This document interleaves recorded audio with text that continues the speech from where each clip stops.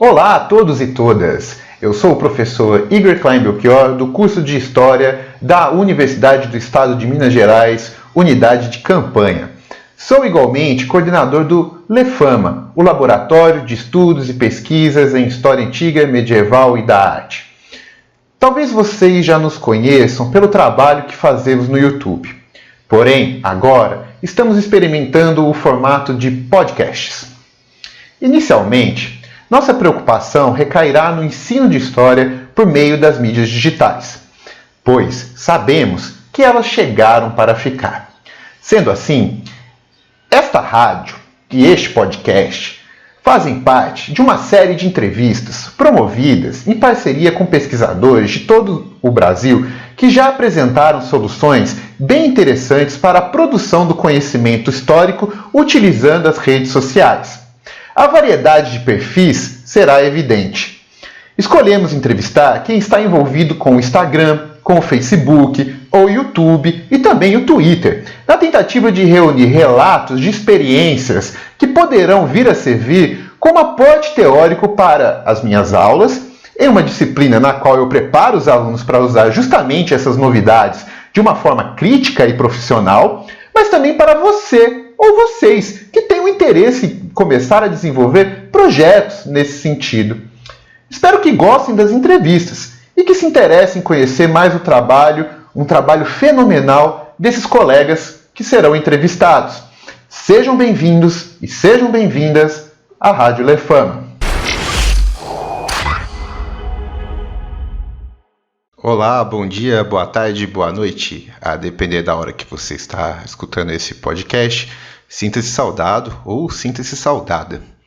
Hoje nós vamos para a nossa quinta conversa sobre produção de conhecimento e redes sociais. Para tanto, eu convidei uma grande amiga, muito presente já nos eventos do LEFAMA, que é a Carol Kesser, da Universidade Federal de Pelotas. A Carol, ela coordena o Laboratório de Estudos sobre a Cerâmica Antiga, o famoso e querido LECA. E o LECA, ele tem atuações que muito me chamaram a atenção das redes sociais. Óbvio que também no âmbito acadêmico. Mas como o nosso cerne aqui é conversar sobre redes sociais, o LECA chama atenção pela organização que vai desde os seus coordenadores até os seus alunos de graduação. É uma coordenação a qual sempre incentiva todo mundo do laboratório a estar participando de eventos digitais. Eles estão sempre presentes em qualquer evento de história antiga que existir no Brasil, é impressionante, mas também estão sempre produzindo seus próprios conteúdos. Então, em resumo, é um laboratório admirável com os trabalhos nas redes e, portanto, gostaria de falar com a sua coordenadora. Olá, Carol. Olá a todas e todos, pessoal do LEFAMA, professor Igor, muito obrigada pelo convite para participar desse podcast e poder contar um pouquinho dos trabalhos do Laboratório de Estudos sobre a Cerâmica Antiga da Universidade Federal de Pelotas, o LECA. É uma honra, uma felicidade ter sido novamente chamada para participar de mais uma iniciativa, né, do LEFAMA e falar então com o pessoal desse laboratório e todo o público que estiver nos escutando agora, né, para conversar um pouquinho sobre como que a academia pode produzir algumas coisas bastante interessantes e importantes e colocar a público via redes sociais, né, agora como está sendo o nosso novo normal, a nossa realidade, né. Eu me chamo Carolina Kesser, eu sou arqueóloga, sou historiadora, e eu sou coordenadora desse laboratório ali na Universidade de Pelotas, e nós trabalhamos, assim, basicamente, né, a ideia é trabalhar com a cultura material, dentro do ensino universitário, né, dentro da academia, com pesquisas, e tentar passar isso ao maior público possível com atividades de ensino e extensão. O LECA é coordenado, então, por 3 professores, né, a Camila Diogo de Souza, que atualmente está no Rio de Janeiro, eu, né, que estou atualmente em Pelotas, e o professor Fábio Vergara, que é docente da Universidade Federal de Pelotas, do Departamento de História. E nós temos atualmente mais de 15 alunos participando do laboratório como membros discentes, colaboradores discentes que desenvolvem as suas pesquisas e que participam de todas as atividades, né, que o laboratório se propõe. Esses membros discentes, esses colaboradores, têm trabalhado nos últimos anos, né, de uma maneira bastante intensa e de uma certa troca também, né, desses alunos, já que a gente trabalha com o pessoal de graduação e pós-graduação. Assim que alguns alunos vão se formando e talvez trocando de instituição para dar continuidade aos seus trabalhos, a gente acaba recebendo novos alunos que acabam chegando no LECA interessados sobretudo pela antiguidade, né?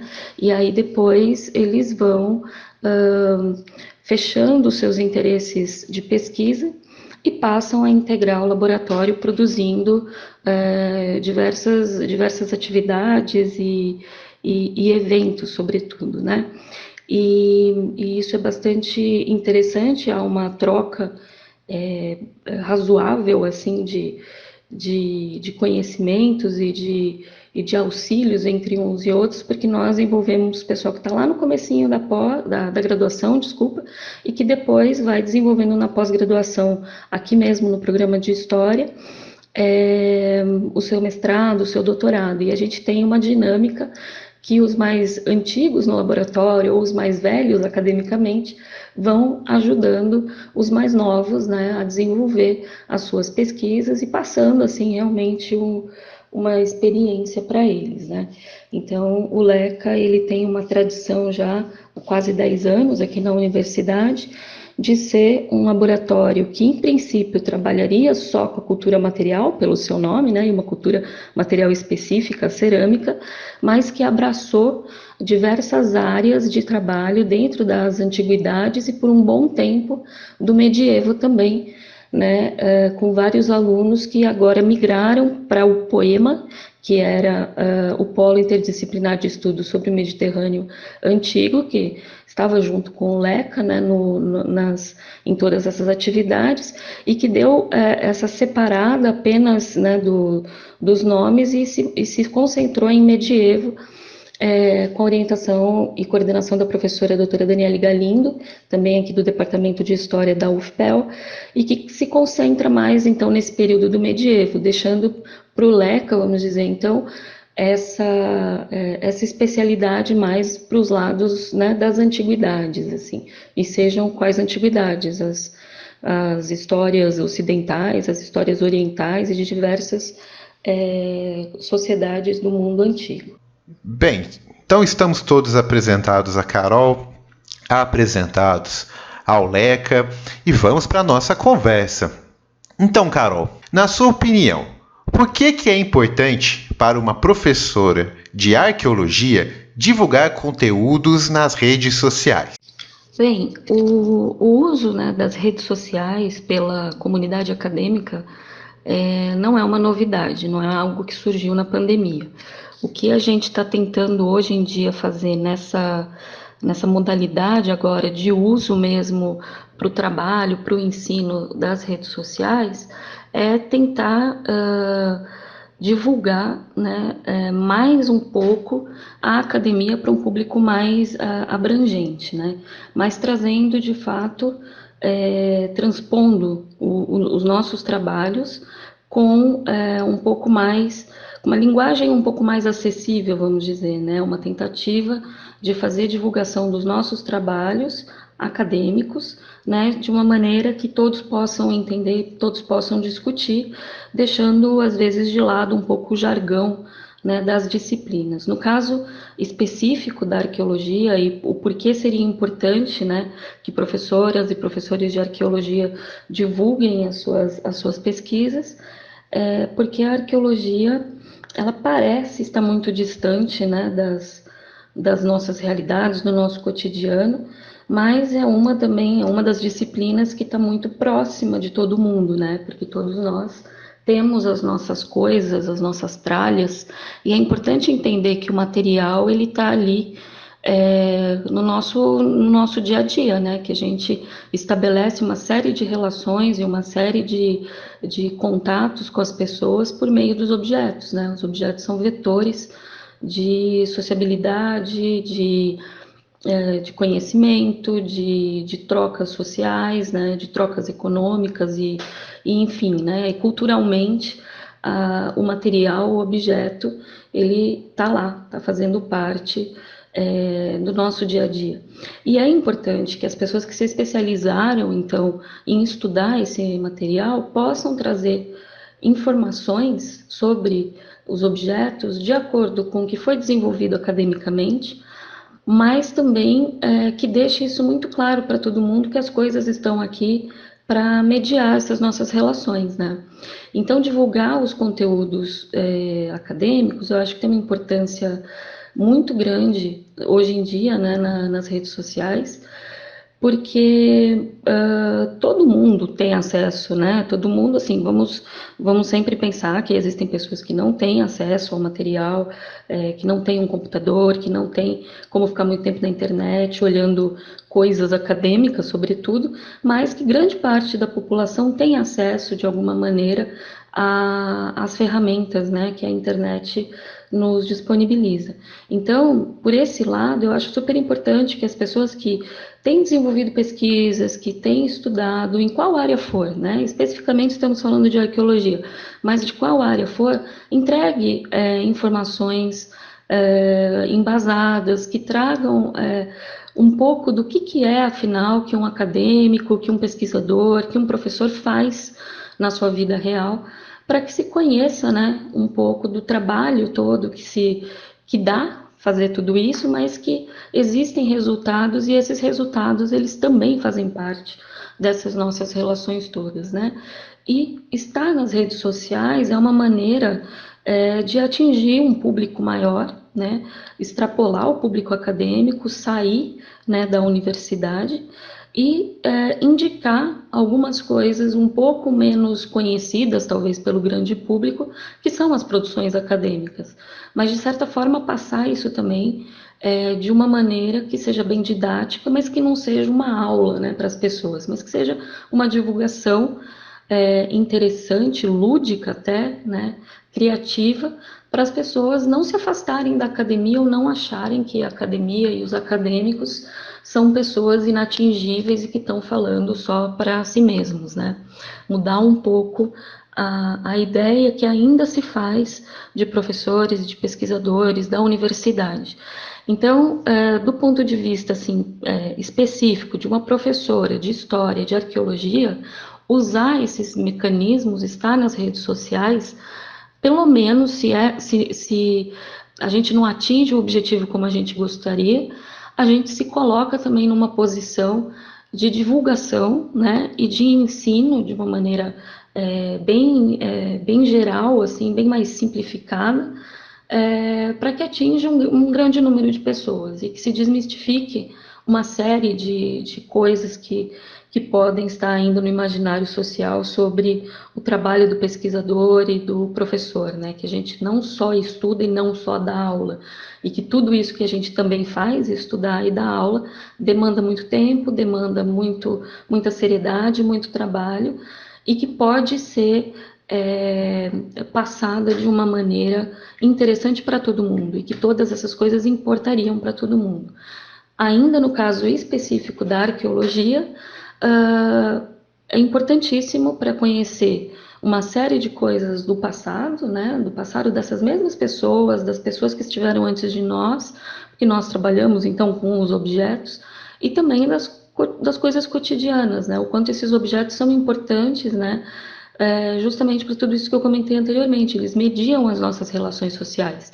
E a gente produziu um grande conhecimento sobre pessoas que já não estão mais aqui, a partir desses objetos também. E tudo isso vai ter uma importância muito grande em relação a como foram construídas diversas coisas da nossa sociedade, diversos mecanismos da nossa sociedade, e da maneira como a gente vem se relacionando ao longo do tempo com comunidades do passado, né, que algumas já foram desaparecidas, então, portanto, a gente só tem o material para falar sobre elas, e outras que ainda estão aqui com a gente, que precisam ser reconhecidas e ter a sua identidade compreendida. E às vezes a melhor forma de se falar sobre isso é a partir das coisas, né? Porque elas estão ali, porque elas podem ser vistas, elas podem ser tocadas. E mesmo que a gente tenha que usar a rede social, às vezes não tendo a oportunidade de tridimensionalizar um objeto, né, pegá-lo na mão, a gente consegue ver e a gente consegue estabelecer uma série de relações entre nós e todos esses outros de antes da gente e contemporâneos a nós, e criar uma conversa muito interessante sobre todo mundo que vem construindo a nossa sociedade como está hoje em dia. Olha, eu concordo com muita coisa que você disse. Até difícil a gente enumerar todas, num bate-papo rapidinho, mas uma das questões que você me chama a atenção é justamente criar um vínculo afetivo com a academia. E é algo que eu observo muito no trabalho que você faz, e isso é refletido nos alunos. Eu vejo que ao criar esse vínculo afetivo, os alunos, eles não só ficam mais interessados em aprender, mas como eles tomam a academia como uma parte agradável da vida deles, uma parte lúdica, uma parte criativa, que eu acredito que muitas vezes a gente deixou perder esse lado tão gostoso que é fazer parte de uma universidade. Nós, por exemplo, construímos a nossa amizade na academia, e eu considero não só a nossa amizade como algo muito bom para mim, mas as outras amizades que eu fiz nesse mundo, e muito a partir do laboratório de estudos, né? Não, no caso de não estou falando do LECA, porque eu não participei, infelizmente, do LECA, mas eu vejo muito do LECA no que era o LEI quando eu entrei. Era um curso era um laboratório que a gente realmente vestia a camisa e gostava muito de nos encontrarmos entre nós todos. E eu acho que isso favorece muito o aprendizado. E as redes sociais hoje, elas têm essa abordagem de trazer esse lúdico, esse afeto para a academia. Pois bem, arqueologia clássica, helenistas, romanistas, enfim, Carol, gostaria que você explicasse essas nomenclaturas todas para a minha audiência. Eu acho importante a gente falar que a arqueologia clássica, ela não é uma arqueologia diferente de outras arqueologias, né? Ela é uma especialidade, então, dentro da disciplina arqueológica, que foca em contextos e cronologias de um passado, né, que sobretudo tem a ver com a Europa, vamos dizer assim, né? A gente começa estudando arqueologia clássica, ou pelo menos a nossa mente já nos dirige, quando falamos em clássico, para Grécia e Roma, né? Grécia, que é um país inteiro, Roma, que é uma cidade dentro da Itália. E que a gente usa algumas cronologias, ou uma maneira de se falar, né, de datar, de colocar essas cronologias, com antes de Cristo, depois de Cristo, e hoje, mais comumente, preferindo usar antes da Era Comum e Era Comum, né? Então, a gente está falando de uma antiguidade que foi construída também, né, há um bom tempo já, via história da arte, filologia, dentre outras, né, outras disciplinas, e que procurou estudar, então, muita documentação produzida por esses antigos, né, dessas localidades, sobretudo, mas lembrando que a arqueologia clássica não se limita, né, a Roma, a estudos latinos, vamos dizer, ou estudos helênicos, né? Então, Grécia e Roma são as primeiras ideias que a gente tem quando falamos de arqueologia clássica ou estudos clássicos, mas é sempre bom lembrar que tem outras áreas também que são abordadas, que acabaram desenvolvendo maneiras de trabalhar bastante específicas, né? Por exemplo, os estudos sobre Egito, que se desenvolveu quase que como uma disciplina específica, né? A egiptologia, porque está lidando com outra linguagem, com outra língua, com outro tipo de documentação escrita.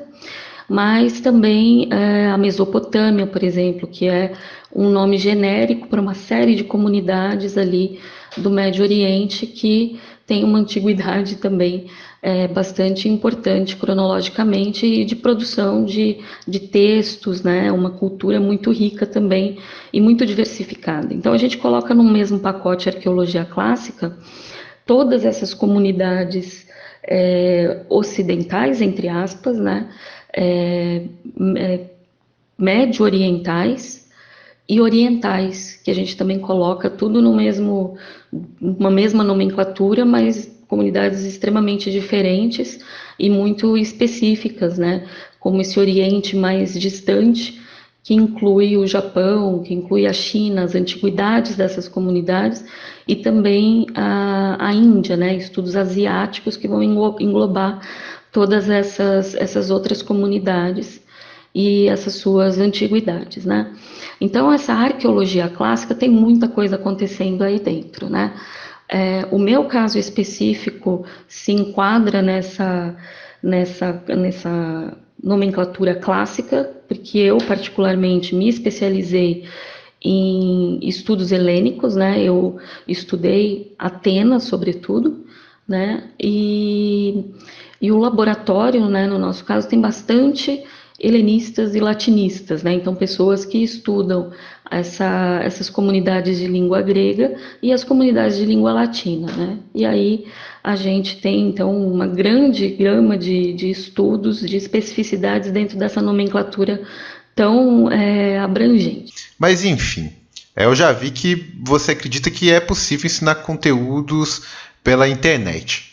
E, então, gostaria que você desse algumas dicas, né? Então, como ensinar esses conteúdos para quem quer tentar? Em relação à arqueologia clássica, é sim possível que a gente ensine, que a gente passe vários conteúdos na internet, sobretudo porque a gente tem muita ferramenta à disposição. Nós temos muitos museus, muitos grupos de estudo, muitas instituições de estudos clássicos que estão na internet há muito tempo, construindo ambientes ali de troca, né, de estudos específicos, acadêmicos, publicações e muitas atividades dessas mesmas instituições que procuram, então, criar uma série de materiais que trazem um pouco mais próximos de nós essas comunidades distantes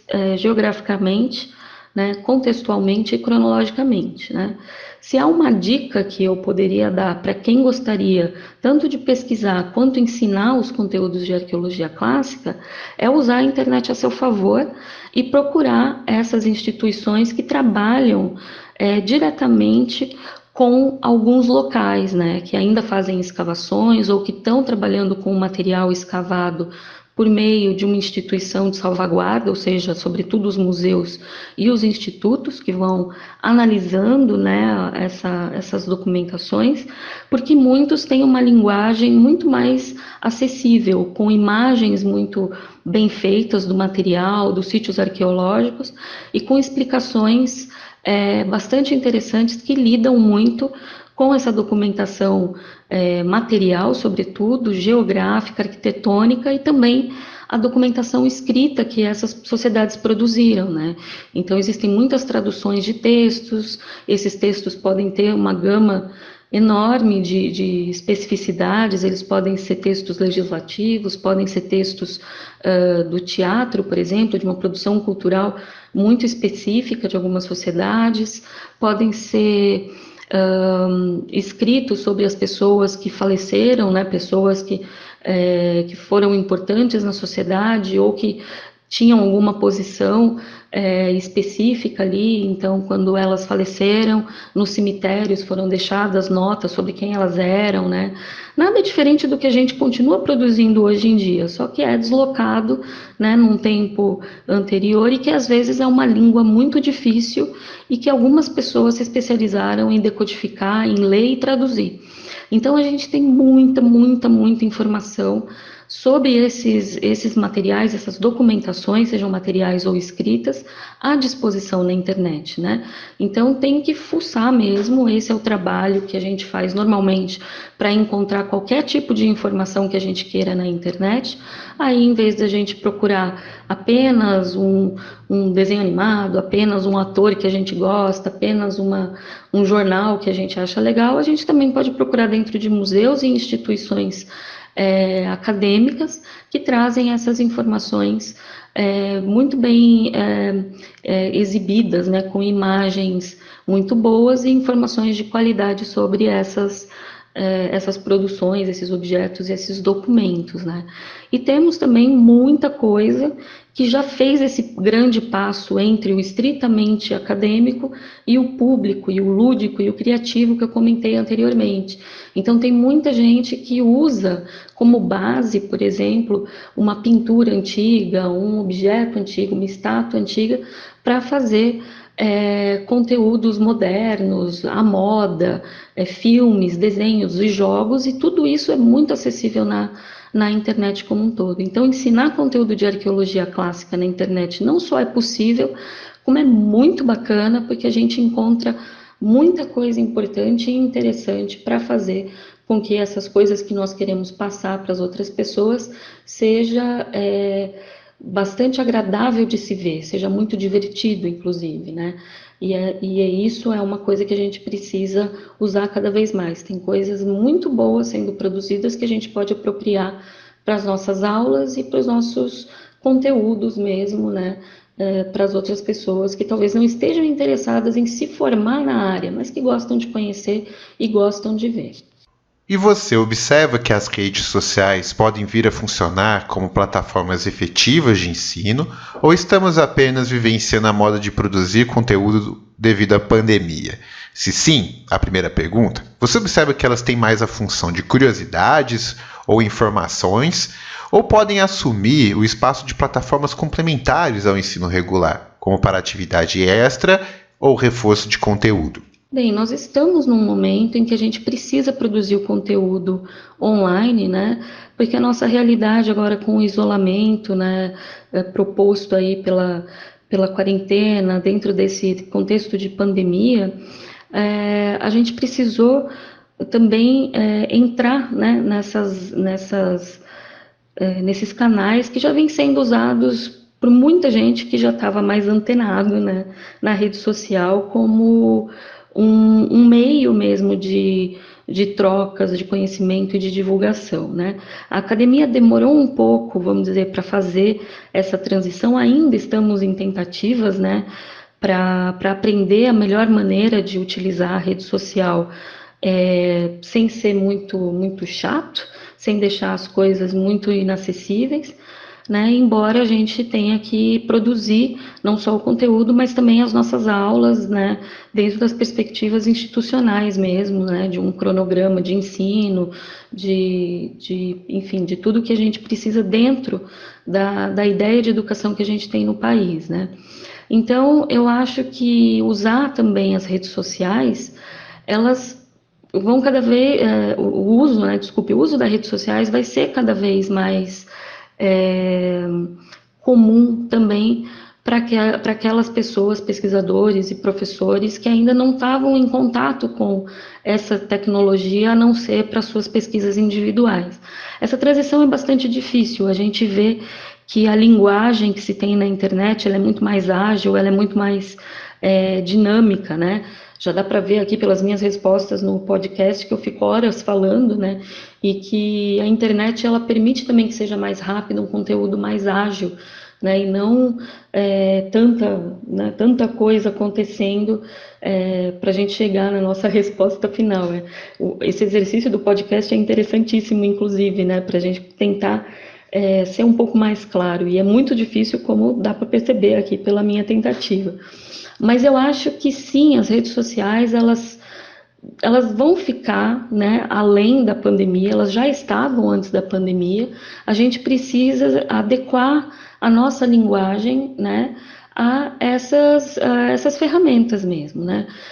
Dentro do nosso laboratório, né, falando sobre as contas que a gente tem usado, a gente sempre teve os perfis no Facebook, desde que o laboratório iniciou. Então, as nossas contas, né, do Facebook para o laboratório e seus projetos estão lá já há bastante tempo. A gente tinha um site que estava sendo reformulado agora recentemente, então ele está disponível, mas ele está sofrendo ainda algumas intervenções para ficar um pouco mais interessante para navegar e também para a gente colocar os nossos conteúdos lá.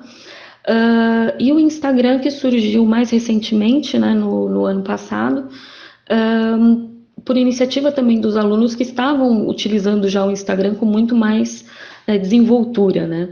O YouTube a gente começou a usar recentemente, mas ainda nós temos, e eu falo um nós generalizado, porque eu acho que grande parte dos colegas que eu vi utilizando o YouTube ou o Instagram para fazer lives e etc., ainda tem um pouco de dificuldade de fazer uma transição para algo mais moderno, vamos dizer, né? Entre aspas, esse moderno, mas algo que converse com o grande público também.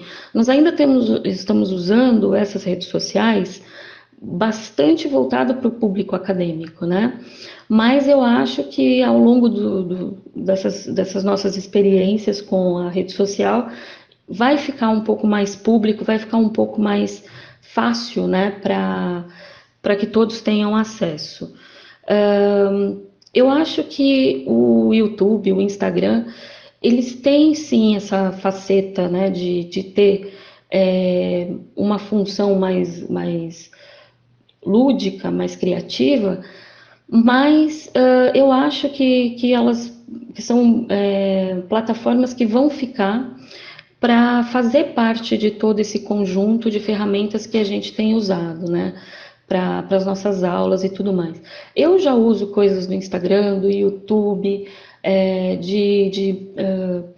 de grupos enfim, eu me esqueci agora como chamam esses fóruns, por exemplo, né? Fóruns, plataformas que falam de filme também, tudo, eu já uso isso em sala de aula, né? Eu sempre fui uma pessoa não muito internética, vamos dizer, do ponto de vista criativo e de criação de conteúdo, mas de uso dos conteúdos. Então, eu sempre tentei transportar essas coisas que eu via e que eu sempre achava muito interessantes para a sala de aula. E agora eu estou tentando fazer o caminho inverso, embora para mim seja ainda uma dificuldade, né? Porque eu não tenho muitos talentos de design ou de saber como mexer nessas coisas, mas eu tenho tentado, né? Então eu acho que sim, a gente precisa usar as redes sociais com uma sabedoria, né, melhor para o nosso caso acadêmico e complementar, né, implementar essas redes sociais ao ensino do nosso cotidiano, né, assim, nas nossas salas de aula e tudo. Então, eu acho que o uso da rede social é importante que seja entendido também pelos professores, né? Que a gente não fique achando que é uma coisa só para os jovens e os jovens que fazem bobagem tem na internet e tem na academia também. Então, é só a gente selecionar aquilo que mais nos agrada e se encaixa no nosso modo de pesquisar e de ensinar e usar isso de uma maneira que seja próximo da nossa identidade enquanto tudo, né? Enquanto estética, enquanto dinâmica e tudo mais, e colocar isso junto do ensino. É uma linguagem que está aí há bastante tempo para ser usada para a gente, né? E pela gente.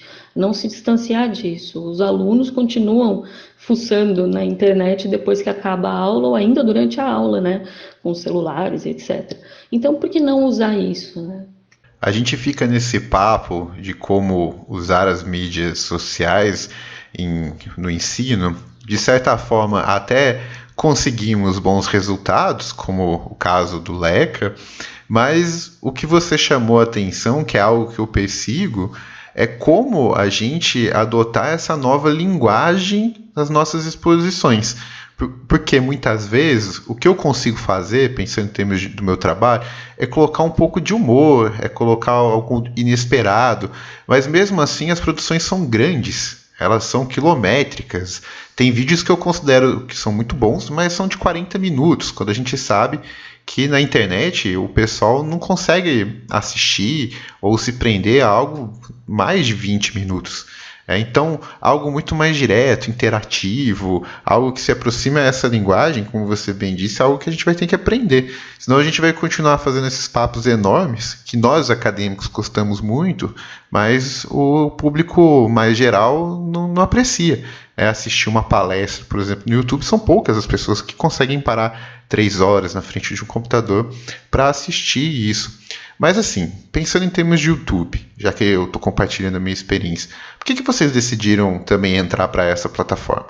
O YouTube, ele acabou entrando como uma das nossas ferramentas também, porque de fato ele é uma rede de mais amplo acesso, né? É uma plataforma aberta que a gente consegue ver diversas coisas interessantes, desde daquele desenho que vimos na infância e alguém conseguiu gravar em um videocassete há tantos anos atrás, depois passou para esses arquivos possíveis de serem disponibilizados, até coisas muito, muito modernas, descobertas ontem e que foi colocado lá para que nós víssemos e ouvíssemos, né?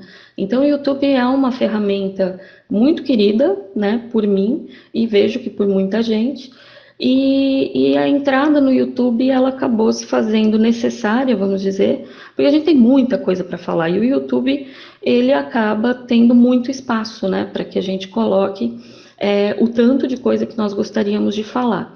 Então, o canal do Leca, ele surgiu nesse ano, já era algo que nós queríamos fazer há mais tempo, mas de fato foi impulsionado mesmo pela quarentena, né?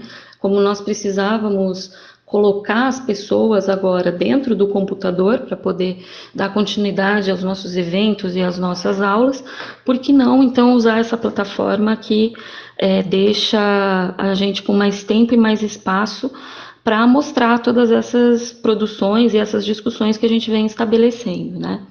Então, o YouTube é mais uma complementação de todo o uso dessas redes sociais que a gente já vem fazendo há bastante tempo pessoalmente e no laboratório, desde que a gente o colocou em funcionamento em 2012. Então, a gente já vinha usando, né, as redes sociais, e o YouTube foi mais uma ferramenta que incluímos agora e que nos dá a possibilidade de dar cara e dar voz para todas essas pessoas, pesquisadoras e professoras e estudantes que têm feito tudo isso lá nas salas de aula ou nas publicações em revistas especializadas, em livros.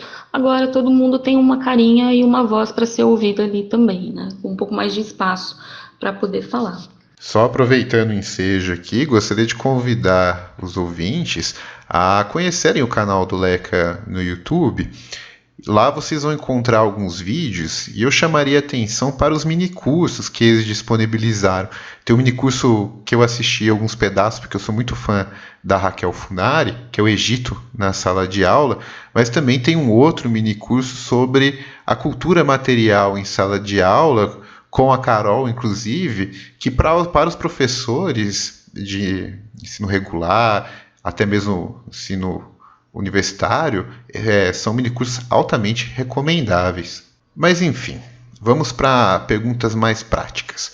Como você escolhe o tema ou os temas que você trabalha nas redes, mas também nos eventos que o Leca ele sempre impulsiona, e como você pensa a exposição desse conteúdo para torná-lo atrativo ao grande público? O Leca ele sempre teve uma vontade, né, de ser bastante democrático e ouvir, sobretudo, né, a necessidade e as curiosidades dos alunos. Então, os temas dos nossos eventos ou das nossas atividades normalmente partem sim dos alunos. É claro que algumas coisas elas vêm de uma experiência que os docentes e os pesquisadores mais antigos têm de entender às vezes o que que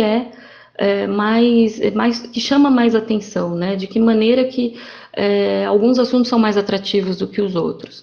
Mas a curiosidade de todo mundo é respeitada, né? E as vontades e as especialidades mesmo, né? Que as áreas permitem, assim, são ouvidas. Então, o nosso laboratório sempre teve como uma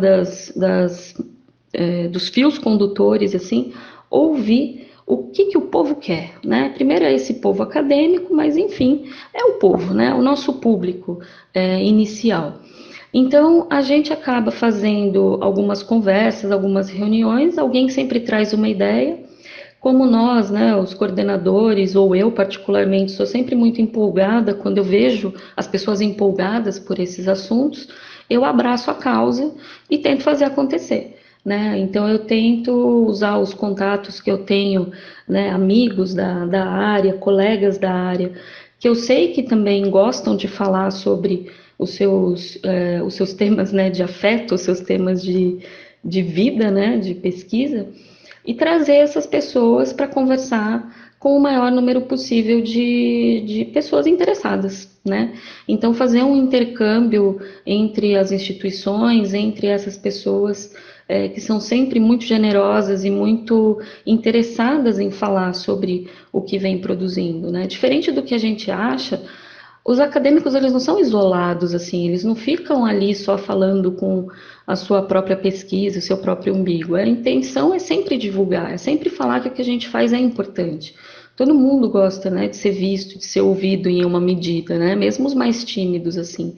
Então, quando a gente cria que tipo de tema que será tratado nesse evento, nessa oportunidade, nada mais é do que entender que há uma demanda, que há uma curiosidade, e que tem gente que pode falar muito bem sobre isso, né? Agora, em relação a expor esse conteúdo de uma maneira atrativa, agora eu acho que a gente está aprendendo muito mais, né, a como fazer as coisas ficarem agradáveis ao olhar, né, e agradáveis aos ouvidos, né? Então a gente procura usar uma linguagem um pouco mais livre, mais cotidiana, muito menos científica, né? Muito menos, não que perca o cientificismo, mas não ficar falando coisas eruditas de uma maneira muito chata, porque é chato, né? Ficar só na erudição é chato. Então, usar mesmo a linguagem que a gente usa no nosso cotidiano, falando uma série de coisas engraçadas, usando humor, falando bobagens às vezes, e aceitando que a gente também erra e que isso é interessante, que às vezes a gente fala alguma coisa e naquele público tem alguém que nos traz uma maneira de entender muito mais interessante do que usando uma palavra muito difícil ou uma teoria super impossível, né, assim, impermeável, né? A gente tem usado a nossa, a gente tem usado a nossa fala, a nossa maneira de se colocar, o humor e essa criatividade, né? A gente tem muita ferramenta na internet também que ajuda a fazer material visual com muita facilidade e beleza, né? A gente não precisa mais ficar recortando coisas no paintbrush, rezando para não ficar um recorte esquisito. A gente tem várias coisas disponíveis, vários programas disponíveis para fazer imagens bonitas e divertidas e mexer nessas imagens e criar, de repente, coisas engraçadas, inclusive, né? Fazer uma série de edições que façam com que o material e a documentação seja agradável mesmo, que as pessoas fiquem curiosas para descobrir como é que a gente, sei lá, colocou um óculos numa estátua do Homero e ficou legal, por exemplo, né? Uma bobagem, assim, são bobagens legais, e eu acho que tudo isso vem mesmo dessa troca de ideias e de ouvir o que os outros gostariam de ver, de conhecer, e como a gente gostaria de passar essas coisas, ou como a gente gostaria de ter aprendido quando estávamos nos nossos anos de formação, né? Que talvez muita coisa teria sido bem mais interessante e melhor aprendida se não fosse tão sisudo, tão erudito, tão acadêmico, tão separado da realidade, né? Eu acho que é isso que o LECA e todos os colaboradores têm feito para decidir os temas, os eventos e a maneira de abordar tudo isso, né? E colocar a público, tem que chegar no público geral, não pode ficar só ali entre a gente. Perfeito. Fazer ciência não é algo que se faça sozinho E os grupos de pesquisa, eles muito nos ajudam nesse sentido, porque nós temos com quem dialogar, para quem apresentar nossas ideias, é, quem possa nos criticar. E eu acho que você bem atentou. Nós, da academia, não estamos isolados, né? A gente está sempre procurando isso. De certa forma, eu acho que somos os profissionais que mais fazemos trabalhos voluntários nesse sentido, de que um colega te chama, igual eu te chamei para fazer esse material, aí você vai lá e faz. Da mesma forma que eu costumo aceitar todos os convites dos meus amigos também, só não aceito quando eu realmente não posso, né? E por quê? Porque a gente tem essa ânsia de divulgar sempre o que a gente está pensando, né? A gente quer se aproximar de fato do público no geral, né? Basta a gente aprender como. E no que diz respeito à aproximação com o público, eu queria saber um pouquinho do trabalho no Instagram de vocês, que eu vejo que você divulga muitas pesquisas dos seus alunos por lá.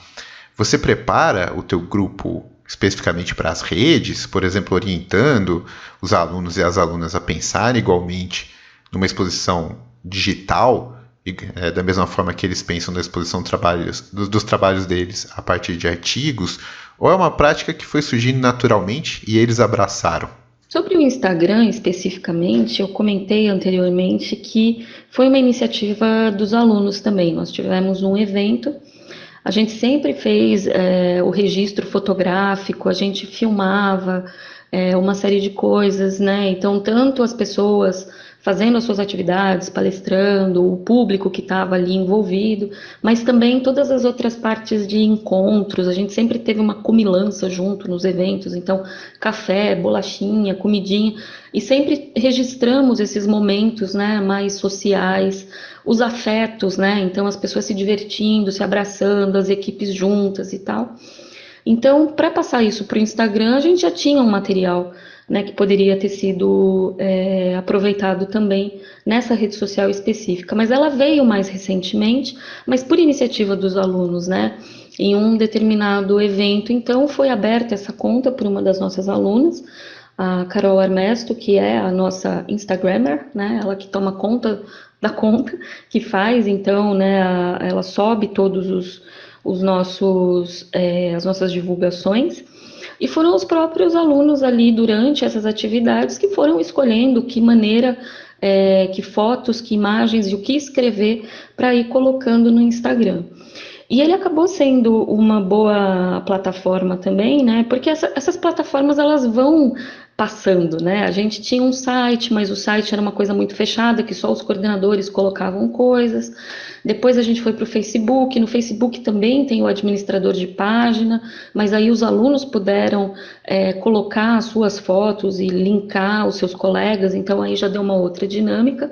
E o Instagram eu acho que é uma outra fase ainda mais livre, né, nesse ponto de vista tão democrático que o LECA procura ter, de criar mesmo as suas maneiras de se colocar.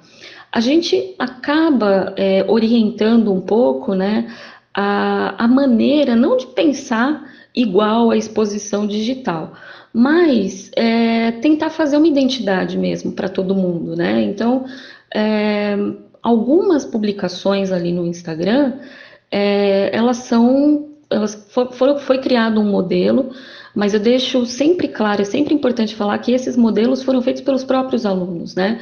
Então, como uma primeira pessoa fez a sua apresentação, a gente tem uma seção dentro do Instagram, que é a apresentação dos membros, né, do laboratório, das alunas e dos alunos ali que vem desenvolvendo a sua pesquisa. E foi feita uma primeira postagem, que foi pela nossa doutoranda, Milena Ogawa, né, Milena Ogawa, que fez um primeiro modelo de como ela gostaria de se apresentar, como ela gostaria de falar, que ela pesquisa ali, o que ela fez e a sua trajetória.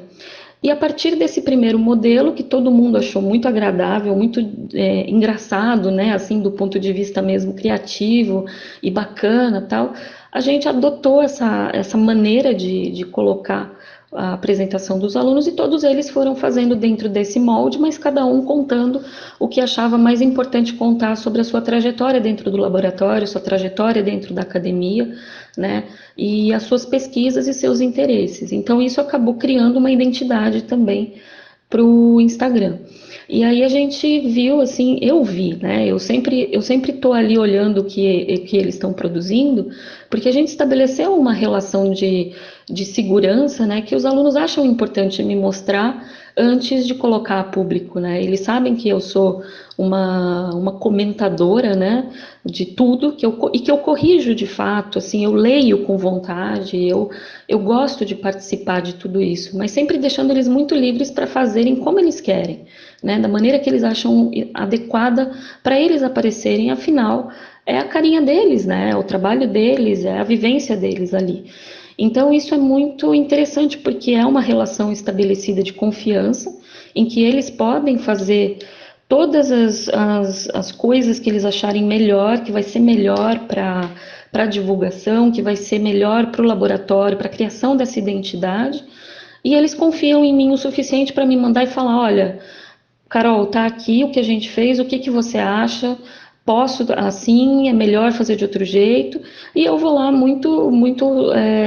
de coração aberto, sem querer ser aquela mandona que fala, não, isso não pode ser colocado. Muito pelo contrário, eu, na verdade, tenho aprendido muito mais com eles, de que maneira fazer tudo ficar muito agradável. Eu gosto da identidade que foi criada no laboratório desde sempre, e tudo isso foi com contribuição desses colaboradores todos, discentes, que vieram ao longo dos anos. Cada um que entra traz uma contribuição importante, né?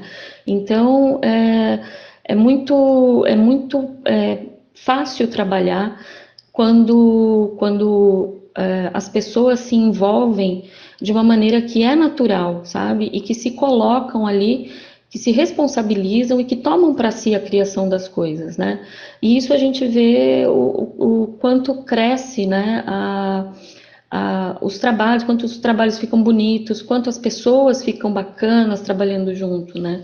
A gente vê realmente o que é uma comunidade que se gosta, que gosta do que faz e que é muito generosa e que quer trazer mais gente para perto, justamente porque gosta do que faz, porque está ali para fazer com carinho, né? Com afeto, não é só passar informação de qualquer jeito, é passar uma informação que tenha a nossa própria identidade. E isso é muito gratificante, né? É muito bom mesmo saber que a gente pode trabalhar em conjunto, confiando nos outros, né? Uns nos outros, e produzindo coisas muito, muito boas, né? Muito sérias também. Ao mesmo tempo que muito belas e muito criativas e muito bem-humoradas, né?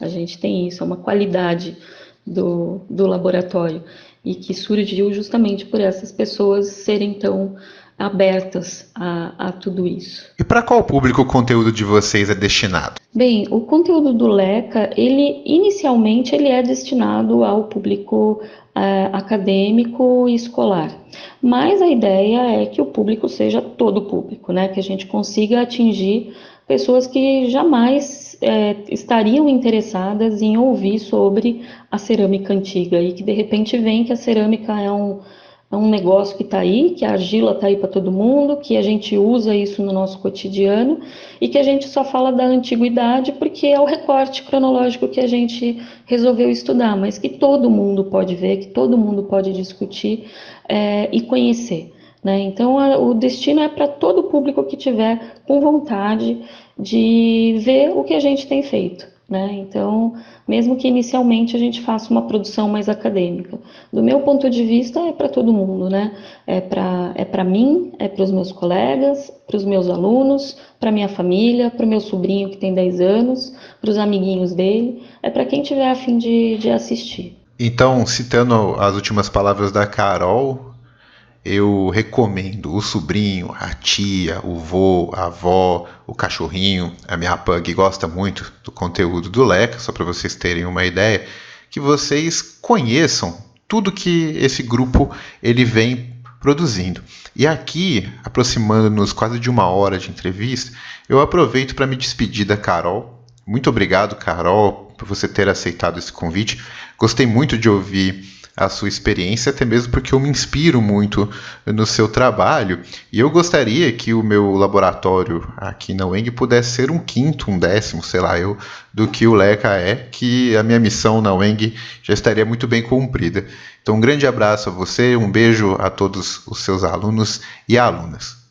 Eu agradeço muito por mais esse convite do Lefama, por mais essa oportunidade de falar com outras pessoas que estão em outros lugares, tentar atingir outro público, né? Tudo isso, na verdade, é um grande objetivo mesmo, né? Poder ter uma voz pequenininha que seja, mas que atinja uma grande quantidade de pessoas pelo tempo que for, né? Se não for pelo podcast gigante todo, alguns minutinhos, né? Isso já é bastante bacana. E pela confiança mesmo, né? De me chamar como porta-voz de um laboratório, de uma instituição, né? E de várias pessoas que trabalham aqui junto comigo há bastante tempo. Então, eu fico muito contente por essa oportunidade, agradeço muito, professor Igor, novamente pela parceria e por esse carinho, né, de me colocar em mais uma atividade excelente, né, que você tem criado junto com a sua equipe, com o seu laboratório. E faço, né, o convite, então, para todo mundo que quiser conhecer um pouquinho mais aí do LECA, olhar nas redes sociais, estamos em todas, né, então olhem no Facebook quem tem Facebook, no Instagram quem tem o Instagram, no YouTube quem tem o YouTube, via outros laboratórios parceiros, via outros colegas que sempre estão em contato, nos chamando para conversar, para divulgar o nosso trabalho. Normalmente aqui os nossos endereços vão ser sempre LECA UFPEL, então em cada uma das extensões aí bota barra LECA UFPEL e vai ser encontrado. Nós temos o nosso site também, então jogando no Google vai subir o site institucional, esse que eu falei que está sendo mexido e que já tem um novo endereço. E todas as nossas redes sociais têm os atalhos, ou pelo menos os links das outras redes sociais, né? Então é fácil de nos encontrar. Quem está vivendo na internet sabe como procurar. Então é só jogar o nosso nominho lá e é isso, a gente está aí à disposição, nós respondemos mensagens, respondemos os comentários, né? A gente é bastante interativo. Os nossos alunos e alunas são incríveis, eles vão estar sempre à disposição, porque é do interesse deles e delas também conhecer o maior número de pessoas interessadas nesses assuntos e que queiram trocar ideias, né? Está todo mundo convidado a conhecer, por enquanto, online o laboratório, mas o laboratório tem uma sala física, né, no Instituto de Ciências Humanas da Universidade Federal de Pelotas. A gente está lá na nossa salinha, né, que até mudamos para uma sala maior agora, onde fazemos os nossos eventos, a sala 134. Então, fica todo mundo convidado para quando estivermos sociabilizando, né, novamente, conhecer o nosso espaço de trabalho, onde a gente se reúne para trabalhar, para pesquisar, para ter aulas e, sobretudo, para tomar café e comer os docinhos aqui em Pelotas. Fica todo mundo convidado. Agradeço mais uma vez essa oportunidade e estamos aí. Só chamar, o LECA vem. Abraço para todo mundo e até uma próxima.